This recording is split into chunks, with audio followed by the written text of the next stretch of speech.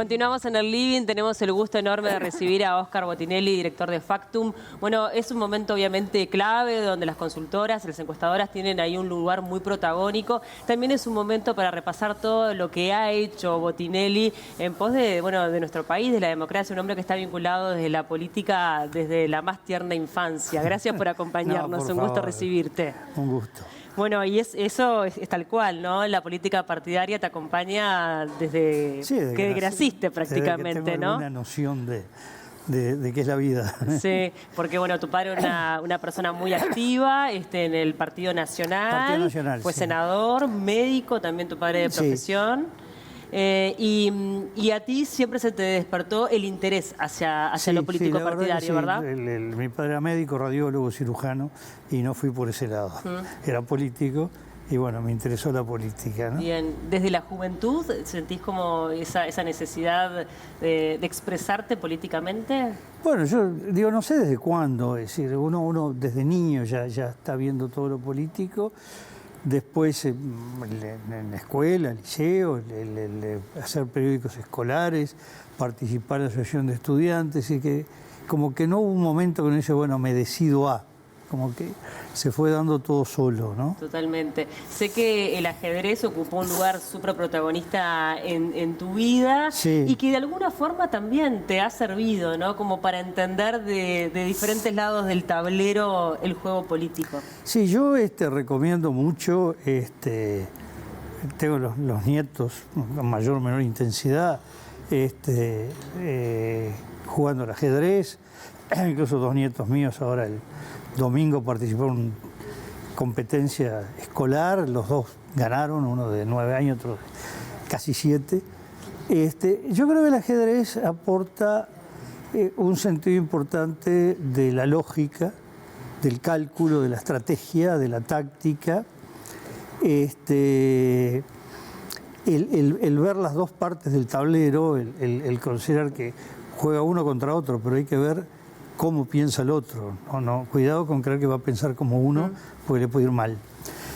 Y eso es muy útil, ¿no? A mí me parece que la forma que se ha ido extendiendo el ajedrez, que se ha dado mucho en la enseñanza, yo creo que ayuda mucho al desarrollo mental y, repito, al desarrollo de la lógica, que es un tema que la estamos viendo ahora a través de la digitalización, de la informática, donde la lógica es básica y fundamental, y en el ordenamiento del pensamiento. Nosotros vemos muchas veces, hablo de lo que se mueve uno, que es la política, los dirigentes políticos, que a veces cuando piensan, no digo solo el discurso articulado para el gran público, a veces tienen errores en la lógica del pensamiento, ¿no? Que se saltean cosas, que no siguen pasos adecuados, que tienen contradicciones sin darse cuenta, o por lo menos uno puede tener contradicciones siempre en los sentimientos y en los pensamientos, pero uno dice, bueno, esto es una contradicción, no creer que es lo mismo. Y yo creo que tanto, bueno, la informática por un lado y el ajedrez por otro ayudan mucho. El plan Ceibal, por ejemplo, ha contribuido, me parece mucho, a que los niños no solo aprendan a manejar computadora, a desarrollar la lógica, que es fundamental, ¿no? Sin duda. La política partidaria, como decíamos, te atraviesa desde temprana edad. Hay un vínculo con un referente muy importante para nuestro país como Oliver Seregni, que fue muy estrecho. ¿Qué representó en tu vida? Bueno, yo estuve con él desde, yo diría casi previo a la fundación del Frente Amplio, el comienzo del Frente Amplio, hasta que mediados del 87 se interrumpe esa relación. Yo me retiro definitivamente de la actividad política en marzo del 89. Tuvimos entre 16 y 18 años, según cómo se cuenten las cosas, juntos. Y bueno, eso influye mucho en uno, ¿no? Desde el punto profesional y desde el punto personal, no, y desde el punto de vista personal, porque digo, uno en una relación fuerte como era esa, uno termina hablando de todo, no solo de política, ¿no? Y a veces discurriendo sobre el mundo que le gustaría y cómo son las cosas, anécdotas de la vida de uno y de otro. Él estuvo un año en México cuando era teniente o capitán, estudiando ¿cómo era? Geodesia, creo que era cosa que tiene que ver con los astros, pero eso le permitió un contacto muy profundo con la cultura mexicana, entonces transmitía no solo anécdotas, sino visiones de esa cultura que eran muy importantes, ¿no? ¿Por qué decidiste dar un paso al costado con la política partidaria y emprender este camino en Factum que ya tiene 35 años? Bueno, lo que pasa es que, a ver, yo, paralelo a la política hice periodismo, pero no el periodismo que a veces se dice periodismo porque uno escribe notas de análisis, no, periodismo de información, ¿no? Casi siempre centrado en el Parlamento. O en lo que antes se llamaba Casa de Gobierno. Sí. Bueno, sé que estuviste con Michelini, por ejemplo, el mismo día que falleció. Claro, bueno, ahí porque iba a entrar en el diario La Opinión de Buenos Aires y iba a entrar un jueves, el jueves siguiente, estuvimos el lunes de tarde y bueno, esa noche lo secuestran. Yo había desarrollado una gran amistad con Selmar, que nos conocimos cuando yo era cronista parlamentario y él era diputado, ¿no? Y el tema es que yo siempre tuve una cabeza muy analítica y lo que es una virtud y un defecto. Es decir, para la actividad partidaria hay un momento que ser excesivamente analítico y frío es contraproducente, porque uno le falta esa fuerza de primero considerar que el otro esté equivocado siempre y uno tiene la razón siempre. Y entonces llega un momento que uno no es funcional a esa actividad, que más bien es funcional desde afuera, ¿no? Y además ya iba desarrollando todas las actividades analíticas, politológicas. Yo ya venía haciendo estudios desde el 85 sobre la transición democrática en Uruguay, estudios con la Fundación Fritz de Ebert, con el Centro de Asesoramiento y Promoción Electoral de Costa Rica, el Instituto Interamericano de Derechos Humanos, bueno, después ya con la Universidad de Heidelberg, donde termino publicando mi primer trabajo académico internacional o exterior en 1990. Entonces, bueno, al final me sentí más cómodo en eso. Y en realidad Factum termina siendo medio una casualidad porque empezamos el 16 de abril del 89 haciendo el análisis político del referéndum de la ley de caducidad, un referéndum que se votaba en lugar de sí, no, amarillo y verde. Y con Juan Real, que había organizado el equipo, un politólogo uruguayo muy destacado, murió hace pocos meses, pero vivió muchas décadas en Estados Unidos. Y de ahí surgió la necesidad además de pasar del análisis primero a hacerlo la proyección de escrutinio.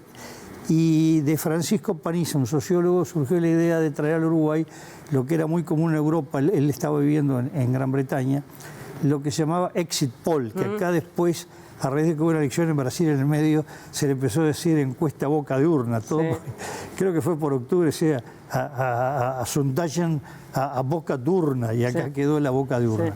Y hicimos la primera encuesta boca de urna en Uruguay, era una elección que hizo el vallismo, para definir la candidatura entre Jorge Valle y Tarigo en mayo del 89. Y empezamos con esta actividad, después ya pasamos a hacer encuestas, bueno, y quedó esto, que pasamos del análisis político a las encuestas y la opinión pública, y después ya mi hijo incorpora la investigación de mercado. Antes de meternos de lleno un poco en la actualidad, ¿no? Que no tiene que ver únicamente con los resultados, que vamos a hablar obviamente cuáles son las proyecciones de Factum, sino también de la calidad de los líderes que tenemos, el temperamento de los líderes políticos que tenemos a lo largo de los años.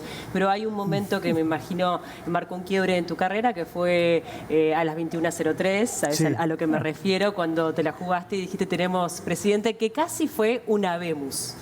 Sí, casi fue una Venus. Eso lo digo porque a mí se me ha ocurrido, porque yo había estudiado mucho todo el sistema electoral, entre otros, de la Iglesia Católica. Y la frase ritual era Habemus Papa, ¿no? Y nadie esperaba que hubiera una elección papal inmediata. Y se me ocurrió, bueno, ¿qué anuncios hacemos? Era si había balotaje o había presidente, pero había duda de si había presidente era Vázquez, y si no había un balotaje, que podía o no ganar Vázquez. En primera vuelta. Bueno, sí, o sin un balotaje, al que iba a ir seguramente Tabaré Vázquez con Jorge Larrañaga. Esa era la incógnita. Y entonces, bueno, decía el habemos presidente, habemos balotage, sonaba medio de esas cosas que se empieza a hablar, queda medio rebuscado, retorcido. Entonces lo tradujimos por lo correcto en español, tenemos presidente. A los pocos meses viene la elección de Papa y digo, bueno, podíamos haber... No estábamos tan mal, de todas maneras. Podríamos haber dicho la vemos presidente. Claro, es una frase que quedó... La frase para registrarla, ¿no? Claro, es una frase que obviamente también trascendió, ¿no? Al otro día, digo, obviamente que fue noticia en el mundo entero. Sí, porque la elección uruguaya del 2004... fue muy importante en el mundo para lo que es Uruguay.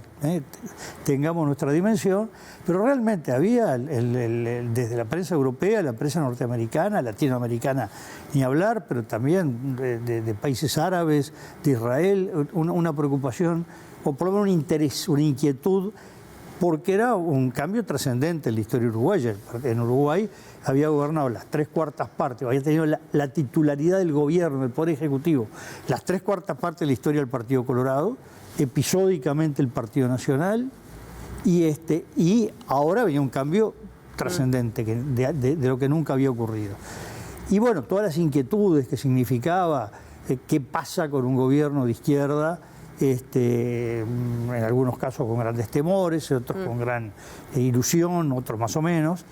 Y entonces el dar una certeza era muy importante. Por un lado estaba el fantasma de algún anuncio erróneo que no fue hecha por ninguna empresa de opinión pública en el año 94, entonces bueno, cuidado con que el anuncio... El mayor temor, me imagino. Y bueno, el temor no es por equivocarse uno. El temor es por lo que se genera. Porque lo que se vivió en el 94, una gran explosión de alegría y de festejo, que terminó en una gran frustración y enojo muy fuerte. Y decir, cuidado con provocarle a la gente un entusiasmo a medio país, un entusiasmo que después se transforma en frustración. Ahora, efectivamente fue muy temprano para lo que se jugaba, porque estaba muy en el margen de ganar en primera vuelta. Y bueno, todos los cálculos que hicimos nos daba que era eso. Y bueno, es el momento de hacer el anuncio. Y bueno, se la jugaron y salió bien. Bueno, sí. Estábamos muy convencidos. Estaban convencidos. Muy convencidos porque incluso habíamos calculado cuál era el porcentaje que podía estar por encima del 50%, una vez computados los votos observados, que en aquella época reducía siempre el porcentual del Frente Amplio. Habíamos calculado que más o menos caía un 0,25 y efectivamente ocurrió eso. Entonces teníamos que tener un margen y bueno, ahí... Oscar, ¿cómo ves a los políticos actualmente? El otro día, bueno, tuvimos un debate que mucha gente criticó, que comparó con debates de otros tiempos, con otros líderes políticos, tal vez un tanto más vehementes. ¿Qué análisis haces de la política nacional en este momento y de la campaña en sí? Bueno, el tema es que estamos en cambios de época muy grandes. Por un lado, el punto de vista comunicacional, pero también desde el punto de vista de ideas, de valores. El mundo primero tuvo un gran cambio a partir del fin de la Guerra Fría, que podemos ubicar en los comienzos de los años 90, pero ya avanzado este siglo y después de la pandemia vemos cambios muy fuertes en el mundo, hay cambios importantes de valores. Por un lado, en Occidente ha cobrado una gran fuerza lo que se le llama o nueva agenda de derechos o agenda 2030, con distintas expresiones sobre el tema género, o feminismo o neofeminismo, sobre el tema diversidad, las preocupaciones del cambio climático. Por otro lado, lo que desde los últimos 2 años se está viendo es un desplazamiento. Nosotros venimos de un par de milenios por lo menos de cultura eurocéntrica, de dominio de Europa o de la cultura europea sobre el mundo, y ahora se está viendo una especie de desplazamiento del eje de la Tierra con un peso muy formidable desde el este, de China, de la India en particular. Y todos estos cambios le está costando asimilarlos. Y las dirigencias políticas además están respondiendo a sociedades que el cambio lo lleva a tener menos grandes proyectos utópicos de cómo debería ser, sino yendo a cosas muy concretas y uno diría de cierta inmediatez. También, ¿no? se suma en nuestro país un recambio de liderazgo, ¿no? Una construcción Sí, de nuevos sí. líderes, me animaría a decir, en los dos bloques que hoy están disputando la presidencia. Sí, realmente Uruguay hizo bastante abruptamente los cambios. El caso del Partido Nacional, el cambio quizás es el que se consolida más tempranamente, porque se produce el ascenso y luego consolidación de la calle Pou entre el 2013 y el 2014. Pudo haber dudas de la conservación del liderazgo un par de años después, pero ya quedó solidificado y ahora claramente tiene un liderazgo absoluto en el Partido Nacional, y con él emergen nuevas, toda una nueva generación, algunos como Delgado, mayor que él, ¿no? Se puede decir de un tramo más anterior a él, y otros menores, como se está viendo incluso en el gabinete. Partido Colorado, bueno, ahora viene, si esto se consolida, porque tuvo un par de renovaciones frustradas. Bordaberry emerge como un renovador, luego se retira, emerge Talvi fugazmente, ahí tiene que reaparecer Sanguinetti medio para sostener lo que quedaba, y ahora viene la reaparición de Bordaberry y la aparición de Andrés Ojeda, y con él, con ambos quizás, también nuevo recambio generacional. Y el Frente Amplio tuvo bastante abruptamente, recordemos que todavía la elección del 2019, más allá que los candidatos eran nuevos, Daniel Martínez, Mario Vergara, Carolina Cose, Óscar Andrade, sí todavía estaba, uno de los tres popes, Tabaré Vázquez, Danilo Astori y José Mujica en plenitud. Y entonces todavía, como se podía decir, que el poder seguía estando ahí, o por lo menos la referencia. Y esta es la primera elección en que ya no está Vázquez, ya no está Astori, Mujica está en retiro, y entonces emerge con fuerza nuevas generaciones en todo el espectro del Frente Amplio. Entonces, Uruguay, claro, tiene los beneficios y también los problemas que ocasionan estos recambios generacionales tan abruptos, porque no nos olvidemos que las generaciones que se terminaron yendo prácticamente son las que se construyen entre la etapa previa al golpe de Estado, la dictadura y la salida de ella. Es decir, fueron décadas de los mismos elencos políticos, con algunos recambios, pero no cambios profundos en los liderazgos. Entonces, eso me parece que afecta mucho y que Uruguay todavía necesita, bueno, lo que se dice afiatarse en estos cambios, con cambios, repito, de la sociedad, de las demandas de la gente, de las inquietudes de la gente, que amoldan mucho todos estos cambios, ¿no? Tenemos dos escenarios, porque ya tuvimos elecciones nacionales, donde hay una mayoría a nivel parlamentario por parte del Frente Amplio en la Cámara de Senadores. Eso, uno pensaría que podría llegar a facilitar en un posible nuevo gobierno del Frente Amplio. También está el discurso por parte de la coalición de ampliemos la mirada, y si no va a quedar todo demasiado hacia un lado, ¿no? Como demasiado medido con una sola mirada, y de esta forma podríamos entrar en esta discusión, esta sana discusión, ¿no? ¿Qué mirada haces tú al respecto? Bueno, el tema es el siguiente. Cuando se empezó a hablar de balotaje en Uruguay, en 1985, 86 más bien, nosotros hicimos un trabajo académico en cual marcábamos que podía darse distintos escenarios en un país que tiene la elección de parlamento y de presidente atadas, y que busca que quien sale presidente tenga los respaldos parlamentarios o por lo menos mayorías relativas, que podía llegar a darse un resultado inverso. La cuarta hipótesis que manejamos era presidente de un bloque con mayoría parlamentaria opuesta. Bueno, una de las dos posibilidades es eso, que parecía una especie de escenario teórico, académico y nada más. Y bueno, puede tener sus virtudes, pero en general es un escenario que uno llamaría complicado. Requiere una gran habilidad de armar lo que los franceses llaman cohabitación. Es decir, tiene que haber... El tema es, Esto puede ir desde algo que por ahora no se ve, un cogobierno, como han resuelto en Alemania en una situación trabada entre la democracia cristiana y la socialdemocracia, puede ir a verdaderas cohabitaciones donde comparten áreas de poder o resuelven reglas de juego, o jugarse lo que está haciendo en este momento el presidente de Francia, Emmanuel Macron, que es jugar con minoría en el Parlamento, pero tratando de que no se le forme una oposición. Ahí pactó con Marine Le Pen de que no juegue la oposición, cosa que le vino bien apenas un mes y pico, ahora en diciembre no sabemos qué pasa. Y acá hay que ver, porque Delgado recién estos días empezó a manejar el tema. Hasta el debate incluso como que si él ganaba, gobernaba él o la coalición, cosa que no era el diseño que viene.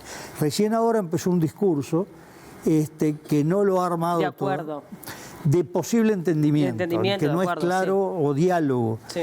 Pero no queda claro porque hasta ahora lo que ha hablado como el presidente que puede tener una actitud hacia la oposición, y por ahí creo que no funciona. La experiencia internacional es que funciona cuando los dos sienten que tienen una parte del poder y que tienen que entenderse por igual.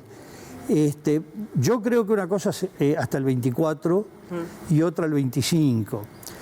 Uruguay ha tenido momentos de mucha tensión, bueno, hemos tenido cosas bastante duras también, pero por otro lado uno diría que estamos a punto de cumplir los 200 años de un país que ha demostrado acuerdo. Recordemos que cuando empieza la última etapa independentista del país, o la verdaderamente independentista de creación, que termina la creación del Uruguay como república, estaba el llamado abrazo del Monzón entre Fructuoso Rivera y Juan Antonio Lavalleja, que es el primer acuerdo político en Uruguay. Y luego hemos tenido en medio, terminando guerras civiles a lo largo del siglo XIX, y ni hablar los grandes pactos del siglo XX y los que hubo para la salida de dictadura y los que hubo para conformar gobiernos, porque hoy parece un árbol del paisaje el Partido Colorado y el Partido Nacional en una coalición. No, pero lo que está señalando es muy importante porque quiere decir que está en el ADN de este país, ¿no? De alguna forma el acuerdo y la conciliación, y es algo que hasta el momento seguimos respetando. Bueno, es que parecería que si gana Delgado, no hay otro escenario mental para las dos partes que partir de la base que tienen que ir a un entendimiento con un gran diálogo entre las dos partes, ¿no? Teniendo en cuenta este escenario, ¿no?, de gran paridad, ya vamos a estar hablando un poco de la última encuesta que ustedes presentaron, ¿qué tanto pudo haber movido la aguja el debate? Bueno, la verdad que no me animo a decirlo porque la última que presentamos fue antes del debate y hoy se está terminando la encuesta, por lo tanto no tenemos la menor idea. Y bueno, el tema que a veces hay movimientos que no sabemos si se atribuye al debate o a otras cosas que ya venían como corrientes subterráneas, o que entre el debate y lo dicho posteriormente puede haber influido. Lo que sí nos da la percepción, sin tener nuevos números que los que teníamos la semana pasada, es que la elección del domingo tiene una relativa incertidumbre. No es una elección en que uno considere que, bueno, esto ya está resuelto. Que parecía antes del 27 de octubre, aún la encuesta nuestra, que era la que le daba menos al frente, incluso la única que daba a la coalición por encima del frente, tal cual se dio, pero sí que Orsi o Orsi-Cose parecían más potentes que Delgado-Ripoll. Nos dio en 4 encuestas consecutivas entre julio y octubre, con una ventaja sistemática del error de 4 puntos. Sin embargo, esta encuesta, cuando el Frente Amplio logra una mayoría absoluta en el Senado, que le da un muy buen escenario de gobernabilidad, encontramos que los números se achicaron a 2 puntos de diferencia, con un Orsi además dando menos que lo que hipotéticamente daba, pues no es lo mismo preguntar al balotaje cuando viene la elección directa que cuando había una elección nacional por delante y estamos preguntando por un escenario futuro. Pero yo diría que hoy, todavía sin últimos números, tenemos que partir de una elección con incertidumbre y final abierto, digamos. Después, si es muy ajustado o no, eso se verá después. También allí aparecen, nuevos votantes, por ejemplo, los de Salle, que son 65.000 votos, que en un escenario de tanta paridad pueden llegar a ser determinantes y decisivos. Después podemos también hablar de la gobernabilidad a nivel de la Cámara de Diputados, pero ¿qué tan importantes son los votantes de Salle y del resto de los partidos que todavía no han tomado una decisión? Bueno, el tema es que el área que nosotros llamamos no alineada son 120.000 votos, que tiene 4 componentes. Que lo podemos a su vez formar 2 conjuntos. Uno que tiene una actitud más, llamémosle, protestataria, refractaria, que podemos incluir a Identidad Soberana de Salle y al Partido Ecologista Radical Intransigente, que no son grupos definidamente de izquierda o colocables en un eje izquierda-derecha. Y que tampoco, por sus líderes se ha dado como libre albedrío, ¿no? Bueno, sí, además... más allá de la postura personal dicen que voten lo que sobre quieran. todo el grupo de Salle, el partido de Salle, Identidad Soberana, es muy nuevo, aunque él ya votó en el año 2019, pero con la tercera parte, menos de la tercera parte de los votos. Fue una sorpresa sin duda. Y en cuánto influye él en orientar o no el voto es una duda, porque es un conjunto de personas sueltas que se fueron adhiriendo a un partido o a una figura, y hay que ver cuánto para trasladarse a un balotaje voy a seguir el consejo o no. Ahí tenemos 75.000 votos y los otros 45.000 están dados por casi 35.000 votos que votaron en blanco el sí de la reforma a la seguridad social. Esto es muy importante, porque no es un voto de alguien que dice yo tanto me da, anulo el voto, voto en blanco. Es alguien que dijo yo para la elección de parlamento, de presidente, no voto a nadie, pero sí tomo una decisión política volcada a la reforma de seguridad social. Esto es algo, por un lado, extraño, no teníamos antecedentes de esta magnitud, pero que implica un compromiso político y que lo que hemos rascado de qué puede ser este voto es que es un voto de izquierda, es decir, un voto que pudo haber sido el Frente Amplio y el Frente Amplio no lo captó. Uno pensaría porque algunos sectores del Frente Amplio apoyaron la reforma. Sí, no, pero no votaron el Frente estos 35.000. Sí, ya lo sé, pero uno podría tomar el lo que vemos es que analizando el antecedente electoral de la gran mayoría de estos votantes, haber votado el Frente Amplio. Y habría que sumar 10.000 votos más, casi, 9.000 y pico de izquierda, izquierda del Frente Amplio, que es Unidad Popular, que ya tiene varias elecciones, incluso tuvo representación parlamentaria en 2014. Bueno, por ahora estamos viendo que los 75.000 refractarios en principio venían con un tercio. Es decir, venía un tercio para Orsi, más o menos, ¿no? Un tercio para Delgado y un tercio en blanco anulado. Y lo otro se movía entre Orsi y el voto en blanco o anulado. Y hay que ver cómo decanta, pero realmente cuando uno mira estos 120.000 votos, no es poca cosa, si viene muy ajustada la elección, como pueden volcar la balanza. Es decir, no solo hay 2 conjuntos. No, son determinantes sin lugar a dudas. Hay 3, claro, pueden llegar a ser determinantes, ¿no? Sí. Es decir, no solo el corrimiento de votos de la coalición al Frente Amplio, por ejemplo, que es lo que más ha apostado Orsi, sino qué pasa con estos 120.000 votantes que tienen en común, esto sí es una cosa en común, haber estado todos por la reforma de la seguridad social. Es decir, que hay un punto en común en esta temática, a pesar de que partidariamente, digamos, son opciones distintas, tienen un punto común. Y un punto común que los distancia claramente de la coalición republicana y de Delgado, pero que no han quedado Orsi no ha quedado en sintonía con ellos, ¿no? Precisamente en el debate de los 3 temas que tenía la reforma, fue muy firme en la defensa de la SAFAP, sí abrió la puerta a cambios en las edades, a que no sea obligatorio la jubilación a los 60. Que lo anunció ahí en el debate. Que lo anunció en el debate, que el que quiera jubilarse a los 60 podrá volver a hacerlo. Y con el tema que más importancia le daba a la gente de la reforma, que era que ningún jubilado pensionista ganara menos que un salario mínimo nacional, es decir, 23.000 pesos.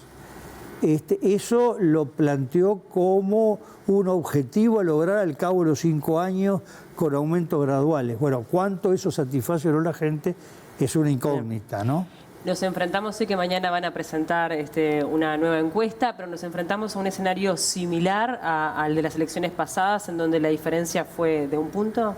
Bueno, no sé, porque la elección pasada lo que fue al revés es que había habido una clara, contundente victoria de los partidos que conforman, porque no nos olvidemos que no había coalición el 27 de octubre del 19. Exactamente. La coalición se hace el 5 de noviembre para el balotaje. Y ahí esa cosa tan contundente que tuvo el 54% de los votos, que tenía 56 diputados, tenía 17 senadores, se reduce al 49%. Y un Frente Amplio muy golpeado, con el 39%, si se quiere 40%, sumando Unidad Popular, que votó todo a Daniel Martínez, del 40% salta al 47,5%. Eso fue lo distinto que tuvo la elección pasada. Pero además, como la coalición era una cosa nueva, es distinto al actual, que tiene una solidez, que cayó claramente, tenía el 54% del 19 y ahora obtuvo el 47 o 47,5%, sumando el Partido Constitucional Ambientalista de Eduardo Luz. Pero ya tiene un nivel de compactación que no es la otra vez, que el 3% de todo el electorado votó a Manini, pero no a Lacalle Pou, sino a Daniel Martínez. Otro, son 80.000 votos, 70 y pico mil. Y otro tanto votó a Talvi y a Daniel Martínez, no a Lacalle Pou. ¿Por qué? Bueno, porque no se consideraban que era una coalición. Votaba un Talvi para ver si ganaba Talvi presidente o Manini presidente, pero no se sentían comprometidos con una coalición. Ahora es distinto, porque independientemente de la magnitud, Cabildo Abierto no tiene la fuerza del 19, pero el Partido Colorado tiene más fuerza que el 19, pero son parte de una coalición que cogobernó estos 5 años y con un discurso coalicionista desde el arranque. Claro. Entonces la posibilidad de fugas que existe, si no hubiera crecido Orsi, es mucho menor que la que ocurrió 5 años atrás, ¿no? Oscar, bueno, mañana van a presentar los números, obviamente que vamos a estar muy atentos. Imagino que son años estos los electorales de mucha tensión, de mucho trabajo, y el libro para el año que viene, porque sé que esa es la promesa literaria. Bueno, díganle a Editorial Planeta si yo prometo y cumplo o no, porque la verdad que el contrato ya venció. Ya venció y sigue. No, pero han tenido gran paciencia.